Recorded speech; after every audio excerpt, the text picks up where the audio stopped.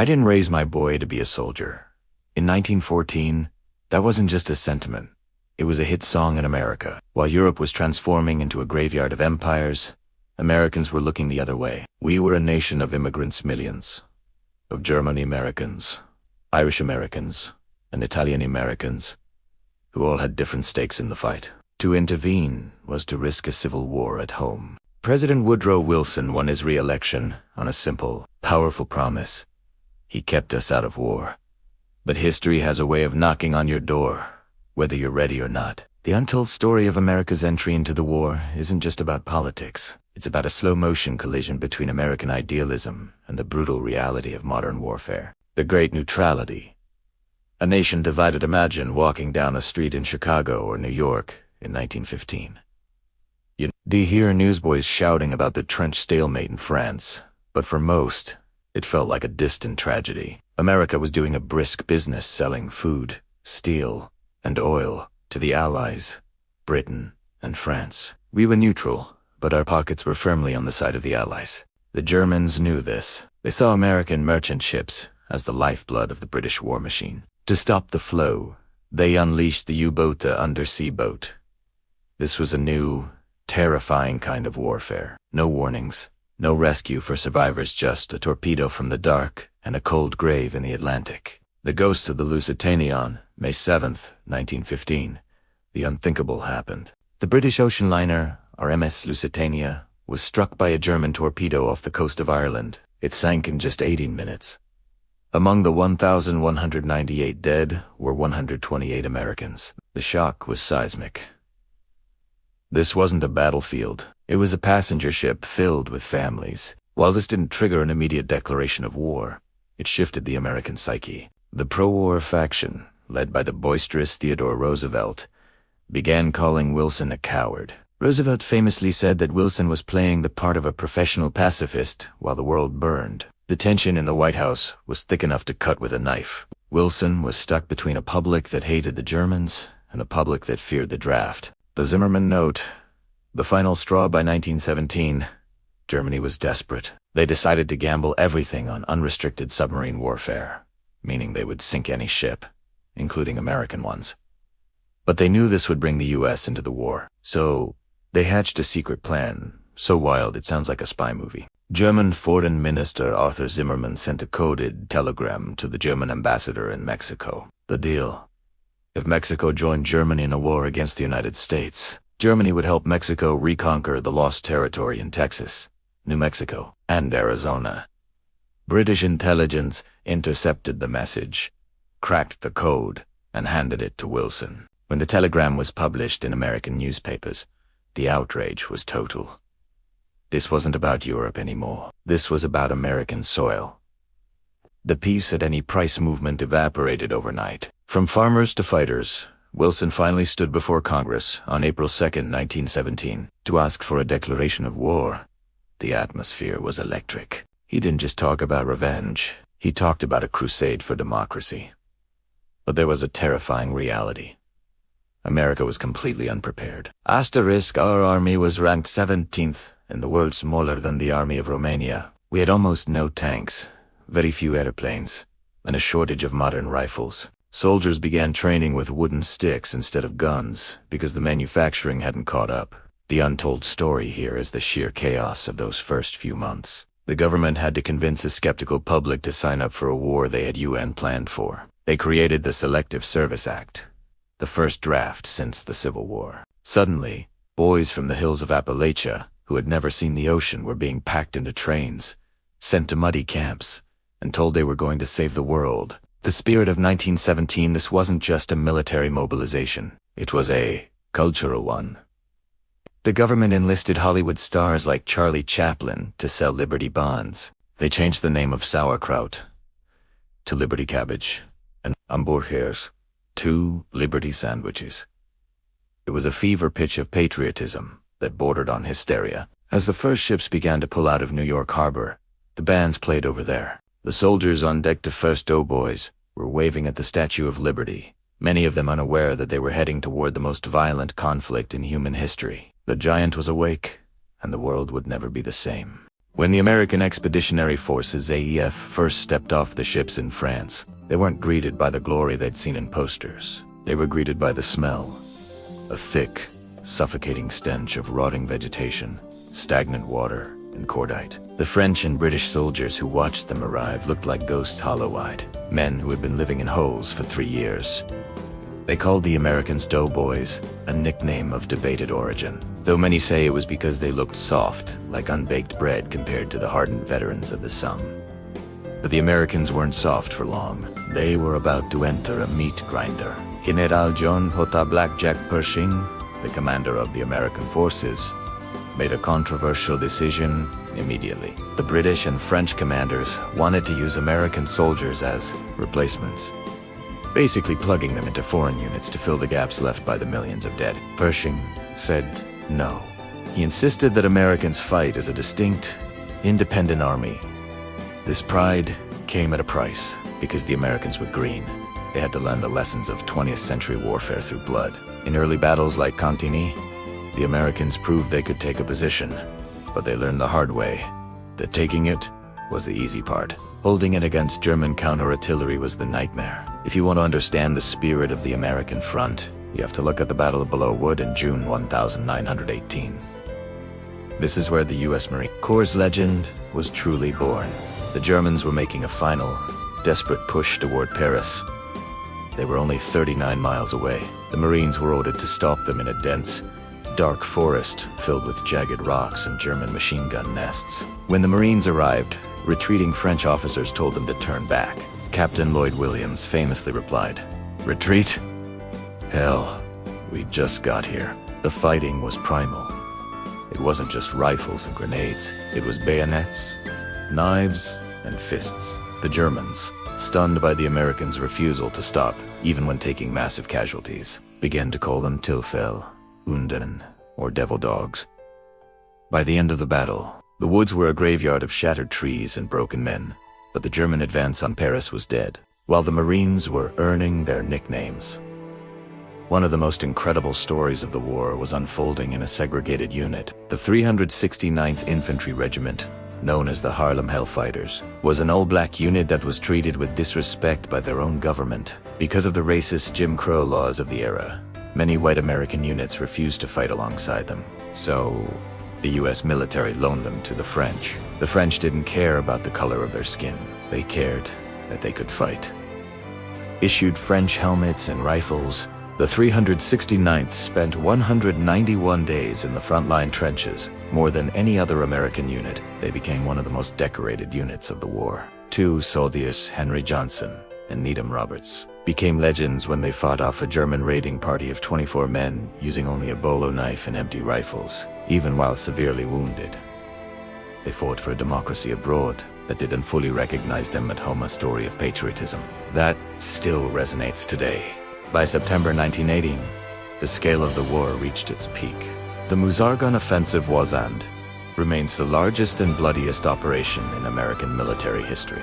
Imagine 1.2 million American soldiers attacking at once. The terrain was a nightmare. The Argonne forest was a tangled web of barbed wire, steep ravines and concrete pillboxes where German machine gunners could mow down hundreds of men in seconds. It was here that the story of the Lost Battalion took place. Over 500 men were surrounded by Germans in a narrow valley. For 6 days, they were cut off, out of food, and being hit by friendly fire from their own artillery. They refused to surrender. They used their last carrier pigeon, Cher Ami, to send a message back to stop the shelling. Despite being shot in the breast and losing a leg, the bird delivered the message and saved the survivors. In the midst of this carnage emerged the most famous soldier of the war, Alvin York. A simple man from the mountains of Tennessee. York was a conscientious objector. He believed the Bible forbade killing. But after much prayer, he decided he had to fight to end the war so others wouldn't have to die. During the Meuse-Argonne, his unit was pinned down. Most of his officers were dead. York took charge. Using his sharp shooting skills honed from hunting in the Tennessee woods, he began picking off German gunners one by one. When a group of Germans charged him with bayonets, he drew his pistol and dropped them all. By the end of the day, he had killed 25 Germans and, through sheer psychological dominance, forced the surrender of 132 more. he returned to the US a hero. Though, he remained a humble man who just wanted to go back to his farm. Beyond the big battles, the untold story is the daily grind. The front wasn't just fighting, it was trench foot.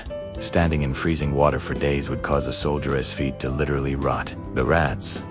Trenches were infested with corpse rats the size of cats that would eat the soldiers. Rashanzan, sometimes the soldiers themselves. While they slept, the constant noise, the drumfire of artillery was so loud it could be heard in London. It led to a new medical diagnosis. Shell shock, what we now call PTSD. The American Doughboys entered the war as optimistic boys. By the end of Section 2, they had seen things that no human being was meant to see. They had broken the Hindenburg Line, the supposedly impenetrable German defense. But they had paid for it in a currency of lives that the US had never experienced before.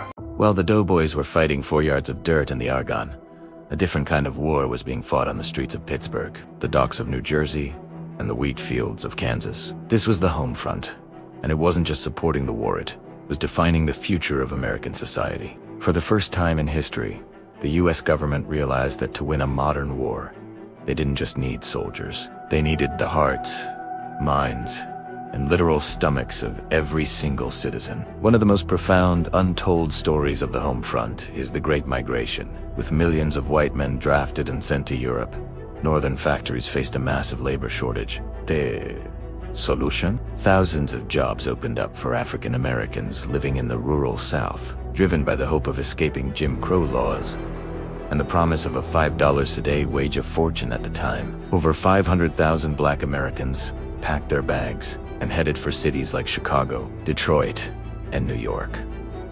This wasn't just a move, it was a cultural earthquake. It laid the foundation for the Harlem Renaissance and the modern civil rights movement. The war for democracy abroad was inadvertently creating the first real taste of economic opportunity for Black Americans at home. Before 1917, the idea of a woman working in a heavy-duty munitions factory or driving a streetcar was scandalous to many.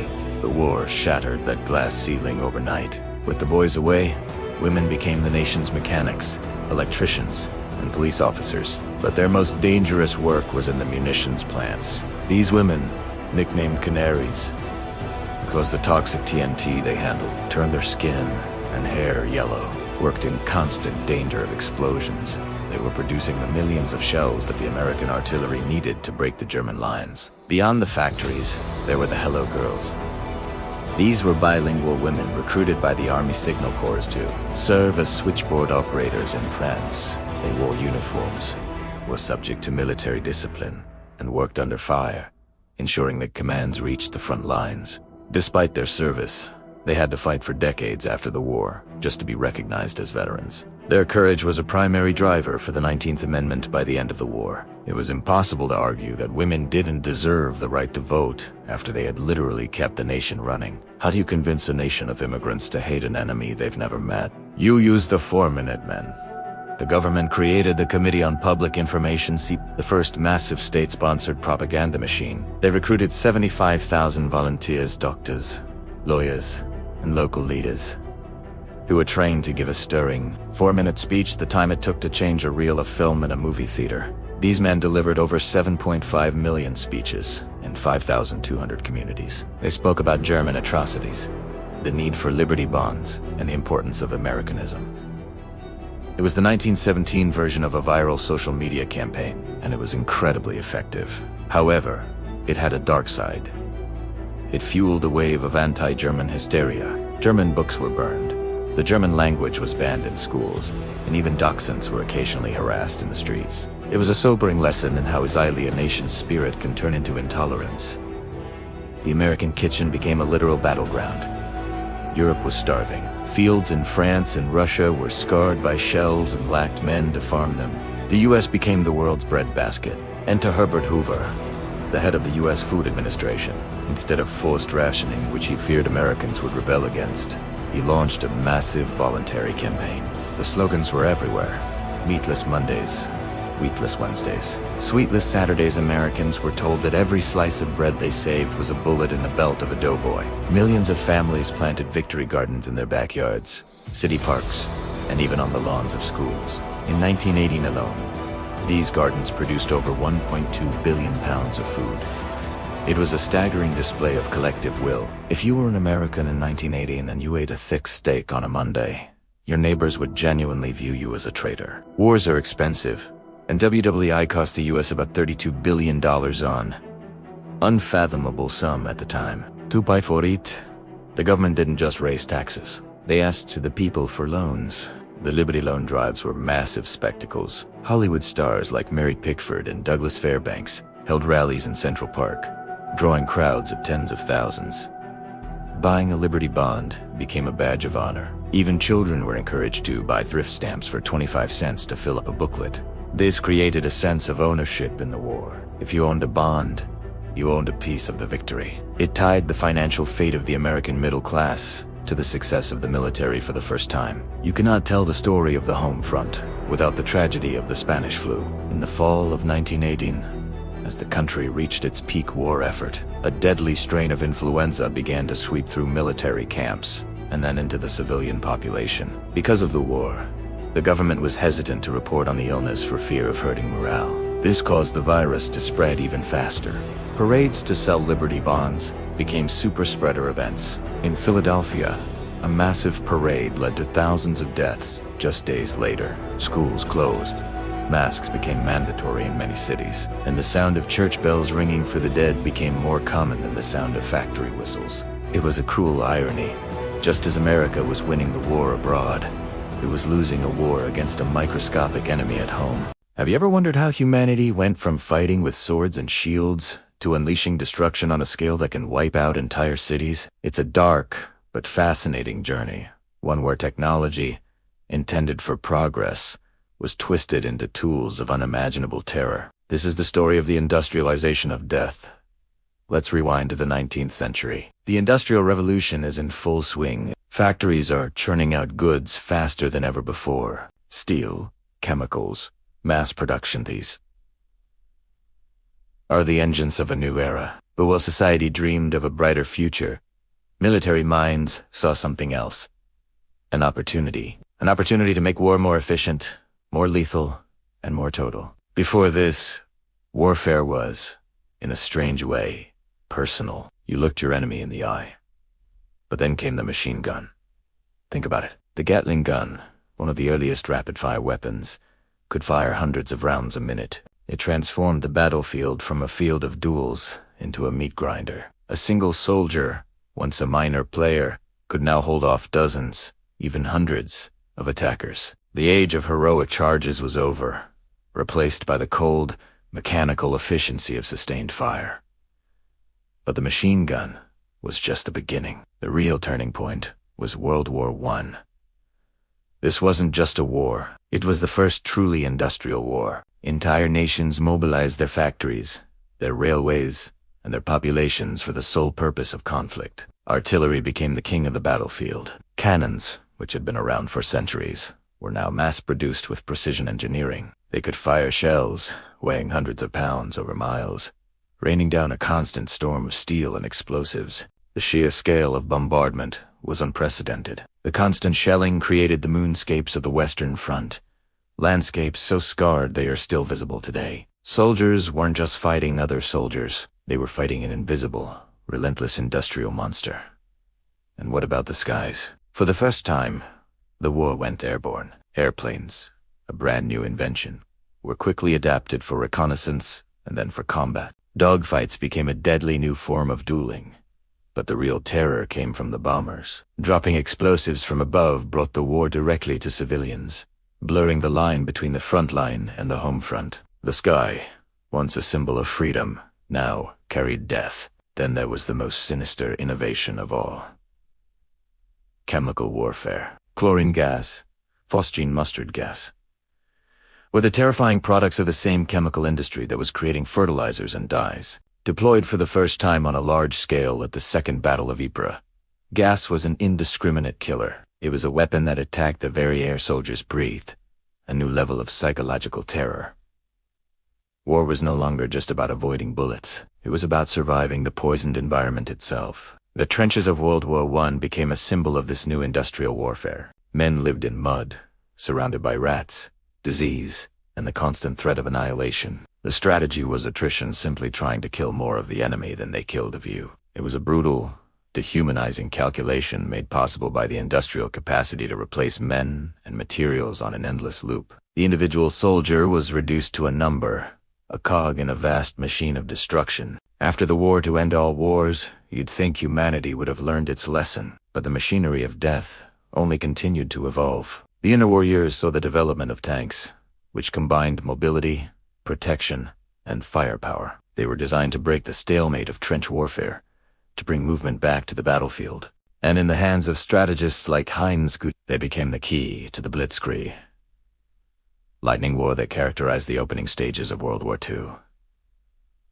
World War II took the industrialization of death to its horrifying conclusion. The scale of everything just exploded. Factories operated 24/7, producing an astonishing number of tanks, planes, and ships. The concept of total war became a reality. Cities like London, Dresden, and Tokyo were systematically firebombed, not just to destroy military targets, but to break the morale of the entire population. The line between combatant and non-combatant was completely erased. And then came the ultimate expression of technology as terror: the atomic bomb. The Manhattan Project was a monumental scientific and industrial undertaking, a secret city of minds dedicated to unlocking the power of the atom. The result was a weapon that could incinerate a city in a flash. With the bombings of Hiroshima and Nagasaki, humanity demonstrated the ability to cause its own extinction. The industrialization of death had reached its apex. One bomb, one plane, could now achieve a level of destruction that previously required entire armies and years of fighting. The Cold War that followed was a standoff defined by this technology.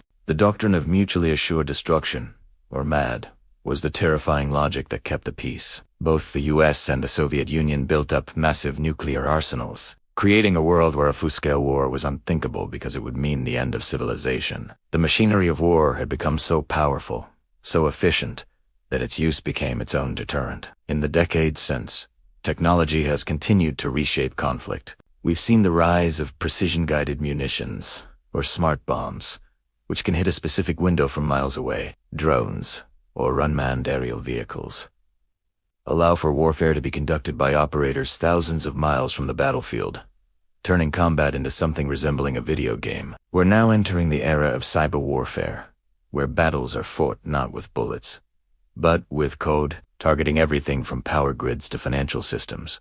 And on the horizon, we have artificial intelligence and autonomous weapons.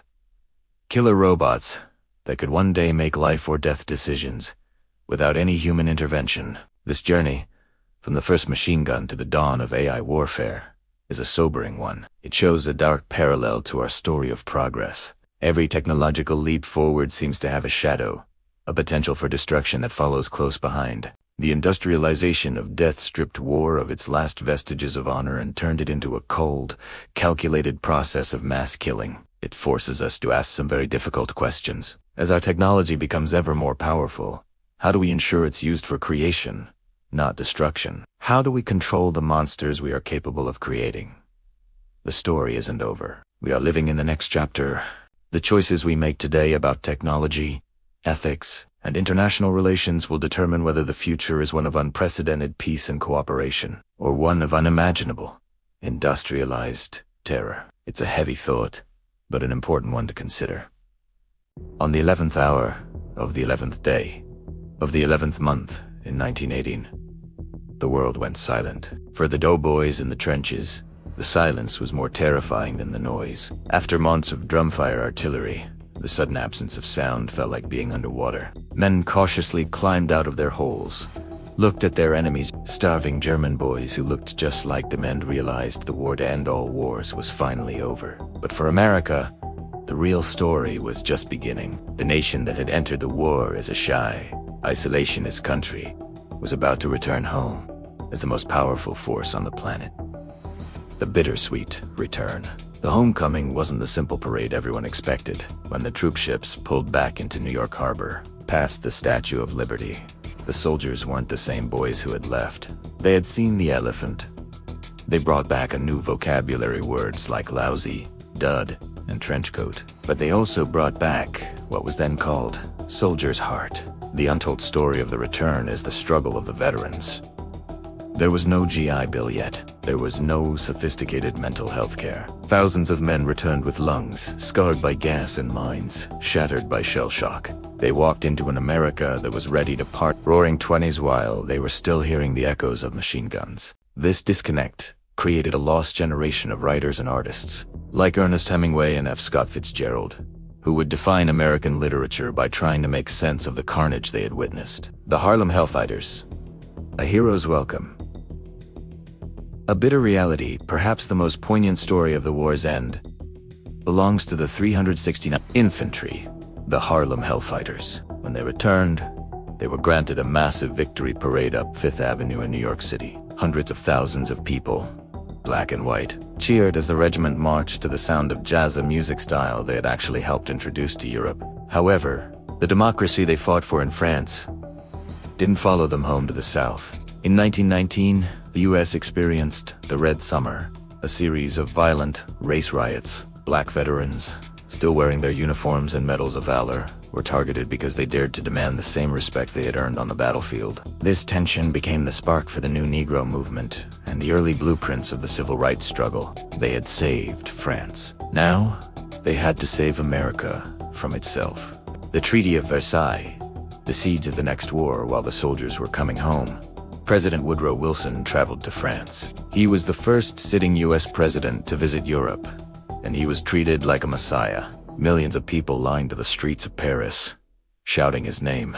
He brought with him his 14 points, a plan for a League of Nations that would ensure no war like this ever happened again. But the untold tragedy is that Wilson's idealism crashed into the cold reality of European revenge. The British and French wanted to punish Germany. They forced Germany to sign a war guilt clause and pay massive reparations that bankrupted their country. Wilson returned to America, a broken man. He spent his last bit of energy trying to convince the US Senate to join the League of Nations, but the Senate, fearing more foreign entanglements, said no. America retreated back into isolationism, leaving the League of Nations toothless. By trying to make the world safe for democracy, the victors inadvertently created the economic despair in Germany that would allow a frustrated corporal named Adolf Hitler to rise to power just 15 years later. The economic explosion, despite the political failures, WWII transformed the American economy into a juggernaut. Before 1914, the US owed money to everyone. By 1919, the world owed money to the US. The war had forced American factories to learn the art of mass production. The techniques used to build thousands of planes and millions of shells were now applied to cars, radios, and washing machines. This was the birth of the consumer culture, the American way of life, as we know it, the suburban house, the car in the garage. The latest gadgets was built on the industrial bones of the Great War. The empty chair, we must never forget the cost. Over 116,000 Americans died in just over a year of fighting. That's more than the casualties of the Vietnam and Korean Wars combined in a fraction of the time. The untold story lives in the thousands of Gold Star mothers who traveled to France in the 1920s to visit the white crosses of their sons who were buried in foreign soil. It lives in the tomb of the unknown soldier, established in 1921, which became the Sacred Heart of American memory. It was a reminder that while the country had gained a place on the world stage, it had paid for that seat with the lives of its children. Conclusion. Why WWII still matters as you look at the world today. Every border, every international alliance, and even the technology in your pocket can be traced back to those 4 years of chaos. World War I was the moment America grew up. It was the moment we realized that we couldn't stay isolated from the world, or what happens in a forest in France or a city in the Middle East eventually affects a doorstep in Ohio. The Doughboys are all gone now. The last American veteran passed away in 2011, but their legacy is the world we live in. They were the ones who proved that when the giant awakes, the course of history changes. The Great War was supposed to be the war to end all wars. It didn't. But it did create the America we know today. So, the next time you see a poppy or a memorial, remember, those weren't just names on a stone. They were the boys who took a leap into the unknown and changed the world forever. Thanks for watching.